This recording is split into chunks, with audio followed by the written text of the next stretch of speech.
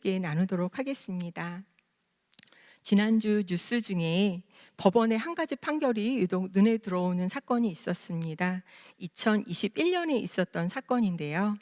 치매에 걸린 70대 노모를 12월의 날씨에 집 바깥으로 내쫓았다가 숨지게 한 딸이 처음 1심 때는 고의성이 아니었다는 것이 참작이 되어서 무죄가 판결되었다가 항소심에서 다시 1년 6개월의 실형을 선고받았던 사건이었습니다. 당뇨가 있는 치매 노인을 냄새가 난다는 이유로 집 밖으로 알몸으로 그것도 12월의 날씨에 내보내었던 것이 고의적 학대로 판결이 되었던 것입니다. 연로하고 힘이 없는 노인분들, 노인이 된 부모님들을 가해하고 또 학대하는 그런 안타까운 뉴스들을 보게 될 때 참으로 마음이 안타깝고 놀라지 않을 수가 없는 일인 것 같습니다.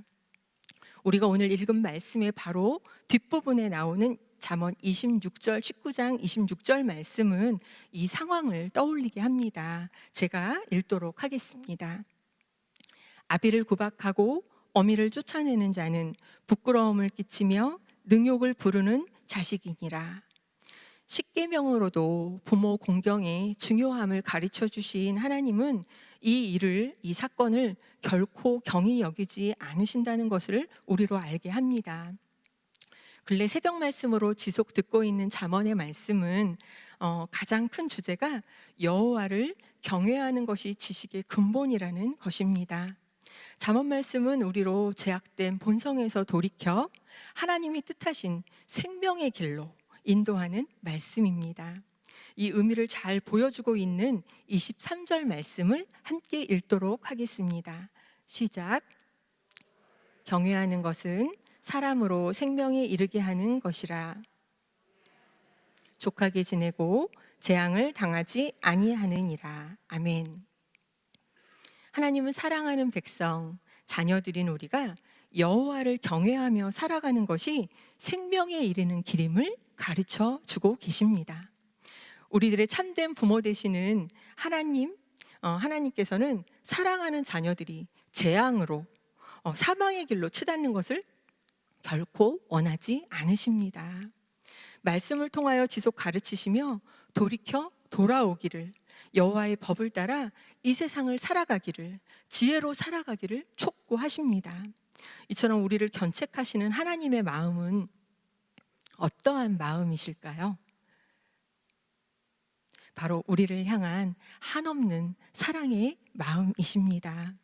잠언의 가르침은 정령 살 길, 지혜의 길로 우리를 인도하시는 하나님의 사랑의 외침으로 들려옵니다. 하나님의 마음, 그 사랑을 기억하며 19장 18절 말씀을 함께 읽도록 하겠습니다. 시작.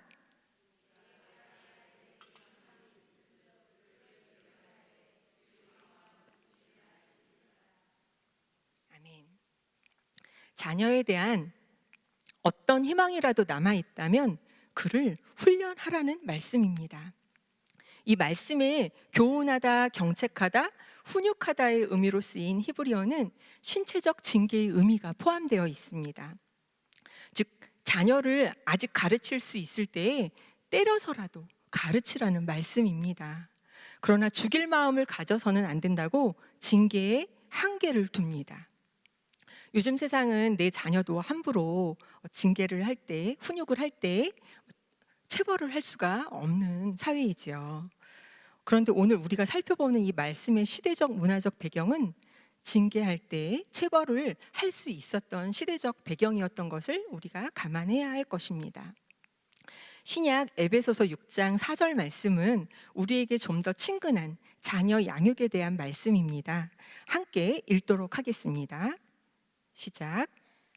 또 아비들아, 너희 자녀를 노엽게 하지 말고 오직 주의 교훈과 훈계로 양육하라. 아멘. 자녀를 노엽게 하지 말고 오직 주의 교훈과 훈계로 양육하라. 성경적 양육의 두 가지 팁을 우리에게 보여줍니다. 부모들이 자녀 양육과 훈육을 할 때 흔히 하는 실수 중에 하나가 훈계에 앞서서 감정이 먼저 앞선다는 것입니다. 지나치게 화를 내며 야단을 치게 될 때 우리 자녀들은 부모가 화를 내고 자신에게 강압적으로 대했다는 그 자체에 겁을 먹고 마음이 상하게 됩니다. 자기의 잘못보다 부모가 화를 냈다는 것에 도리어 더 분노를 하는 자녀들의 모습을 보게도 됩니다. 훈육이 목적이라면 침착하고 차분하게 자녀들이 잘못한 그것을 가르쳐 주는 것이 더욱 효과적일 것입니다. 그런데 이것이 참 쉽지 않다는 것을 자녀를 두신 우리 부모님들은 모두 다 아실 것입니다. 그래서 우리 부모들도 자녀들과 함께 성장해 가며 감정을 다스리는 것에도 훈련이 필요한 것 같습니다. 19절 말씀에서도 노하는 것에 대한 가르침의 말씀이 나오는데요. 이 분노하고 화내는 것에는 습관이 있다는 것입니다. 함께 읽도록 하겠습니다. 시작. 노하기를 맹렬히 하는 자는 벌을 받을 것이라. 내가 그를 건져주면 다시 그런 일이 생기리라. 아멘. 잠언 말씀 곳곳에 분노의 감정을 조절하지 못하고 화를 내는 자를 경계하는 교훈의 말씀이 있습니다. 이 분노 때문에 생기는 결과에서 건져주어도 다시 또 그런 일이 반복된다는 것입니다. 스티븐 코비 박사의 세븐 헤빗을 어린이 리더십에 적용한 어린이 세븐 헤빗 프로그램이 있습니다. 성인도 함께 훈련하면 좋을 행동 지침이 있어서 함께 좀 나누어 보고자 합니다. 바로 Stop, Think, Choose인데요. 잠시 멈추고 생각을 하고 그 다음에 행동을 하라는 것입니다. 이것은 비단 감정 조절뿐만 아니라 모든 생활에 적용이 되는 부분일 것입니다. 어떤 상황을 만날 때 아이들이 스탑 하고 외칩니다. 그러면 바로 즉흥적으로 행동하기에 앞서 잠시 멈추어서 내가 어떤 행동을 해야 할지 몇 초라도 생각하고 행동을 이어가는 것입니다. 쉬운 방법 같지만 이것에도 반복된 훈련이 필요합니다. 또 습관이 되어야 익숙하게 활용할 수 있게 됩니다.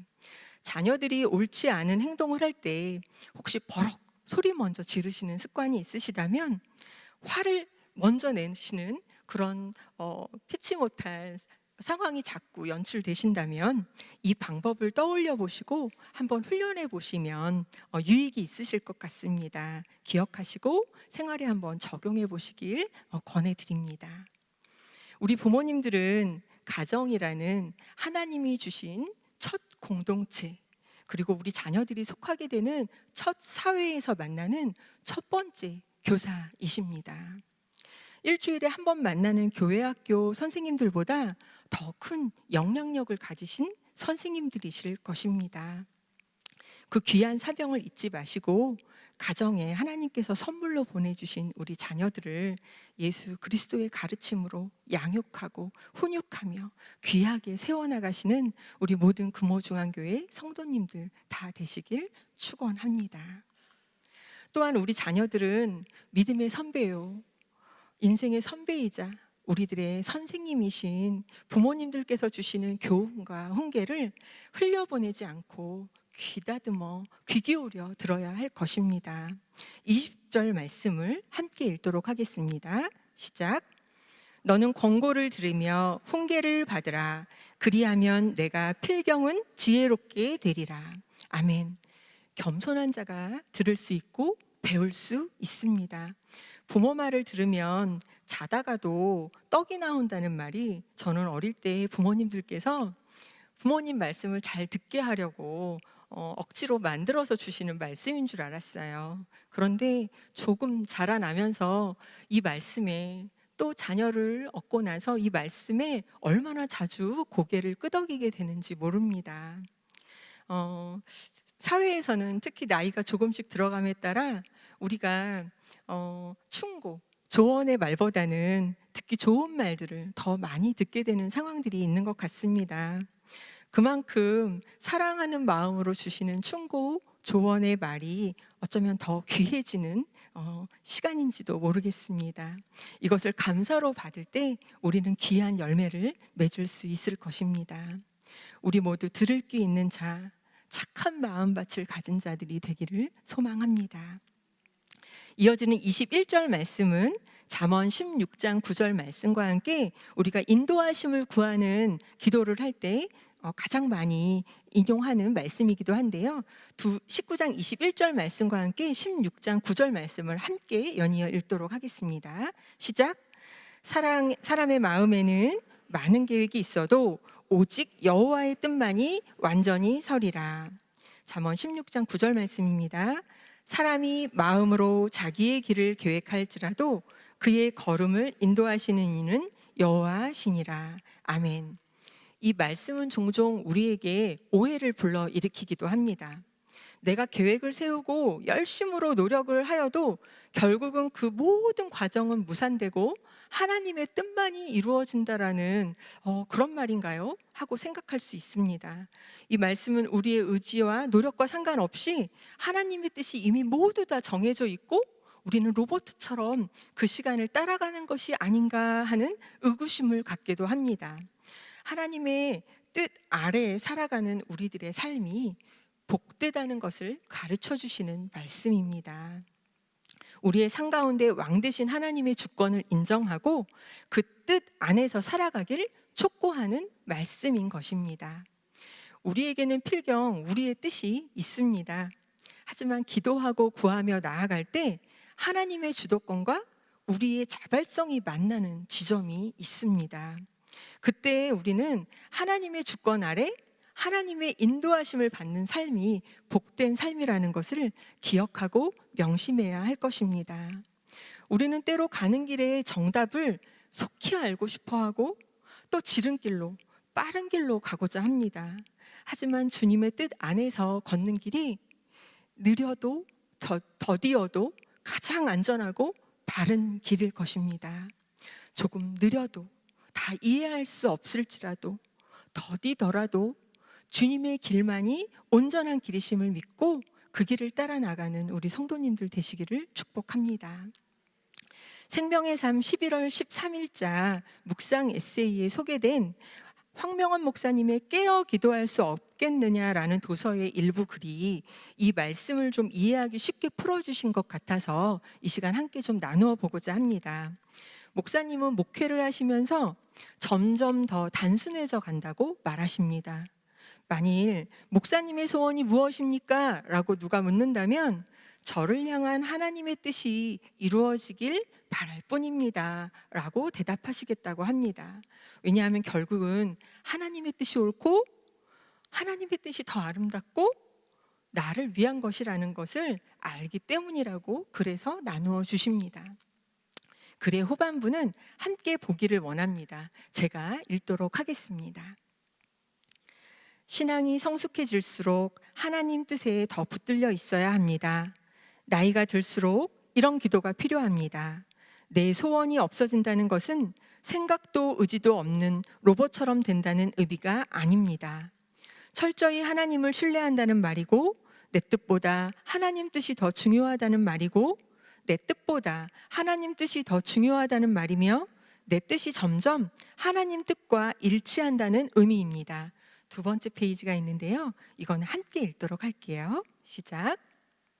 하나님 뜻을 알게 될 때 그 뜻을 따르겠다. 내 뜻이 있지만 하나님의 더 크고 분명한 뜻을 나는 따른다. 라는 고백이 우리에게 있어야 합니다. 이런 고백은 하나님을 참으로 신뢰하는 사람에게서 나오는 것입니다. 하나님은 그분의 주권을 온전히 인정하는 사람을 책임져 주십니다. 아멘. 책임져 주실 것을 믿으십니까? 아멘입니다. 얼마 전 추수감사 주일 때 담임 목사님께서 설교회에서 감사는 하나님의 뜻입니다 라는 제목으로 말씀을 전해주셨습니다. 데살로니가전서 5장 16절에서 18절까지의 말씀을 이렇게 풀어주셨는데요. 힘들더라도 포기하지 말고 항상 기뻐하도록 노력하고 쉬지 말고 기도하도록 애쓰고 범사에 감사하도록 도전해 보렴. 이 아빠가 늘 옆에서 너를 도와줄게. 하나님의 뜻이라는 것은 하나님이 진정으로 원하시는 것, 마음이라는 의미라고 전해 주셨습니다. 이 메시지를 기억하며 잠언 말씀을 묵상할 때 하나님의 뜻과 마음에 좀 더 머무는 시간이 되었습니다. 잠언은 우리를 만드시고 지으신 하나님이 전해주시는 삶의 지혜서입니다. 우리에게는 지혜가 필요합니다. 하나님이 그 지혜의 근원이 되십니다. 하나님을 경외하는 삶이 생명의 길입니다. 곧 우리가 살 길은 말씀을 따라가는 삶일 것입니다. 사랑하는 성도 여러분, 하나님을 우리를 견책하며 인도하여 내십니다. 우리가 바른 길로 가기를 원하시는 아버지 하나님의 마음은 부모의 마음이요 사랑의 마음이십니다.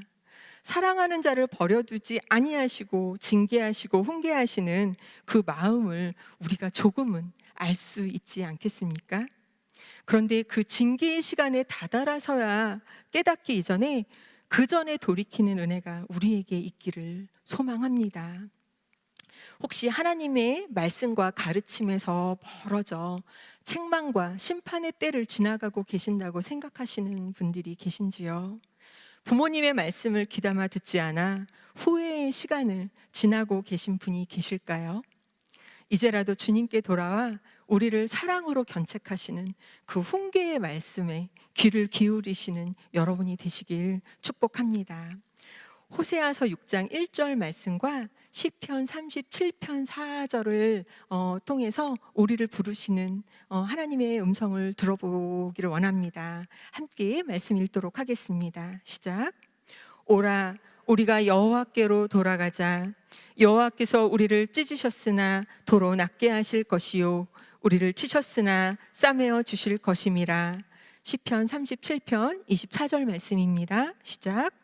그는 넘어지나 아주 엎드러지지 아니함은 여호와께서 그의 손으로 붙드심이로다. 아멘.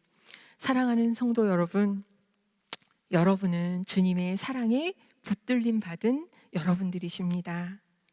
돌이켜 일어나시면 이제 그 길은 살 길입니다.